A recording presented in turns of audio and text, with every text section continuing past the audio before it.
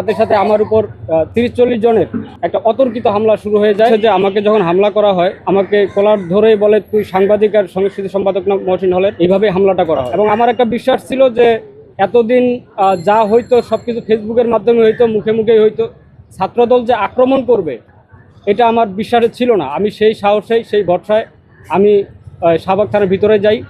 আমার সামনে 8 থেকে 10 জন সাংবাদিক ছিল। আমি পৌঁছানো মাত্রই আমার এক বন্ধু, বন্ধু সাজ্জাদ হোসেন রবিন, মহসিন হলের ছাত্রদলের যুগ্ম আহ্বায়ক, আমি তার সরাসরি যে হাতটা ধরে ফেললাম যে, কি বন্ধু তুই আমাকে কি দেখাই দে। ও আমাকে বলে, আরে কিছু না। এভাবে বলার পরে আমি ফোন দিয়ে যে আমার ছোট ভাই এর খোঁজ নিতেছিলাম যে এ কোথায় সাইফ যাওয়ার স্বামী। তো আমি ওকে ফোন দিয়ে ওকে রিচ করতে পারি না, ফোনটা খালি রাখছি। সাথে সাথে আমার উপর 30-40 জনের একটা অতর্কিত হামলা শুরু হয়ে যায়। তো হামলার পরে আমাকে ডিউটি রুমে নিয়ে যাওয়া হয়। ডিউটি রুমে আমি গিয়ে দেখি যে এখানে জুবায়ের উপস্থিত আছে।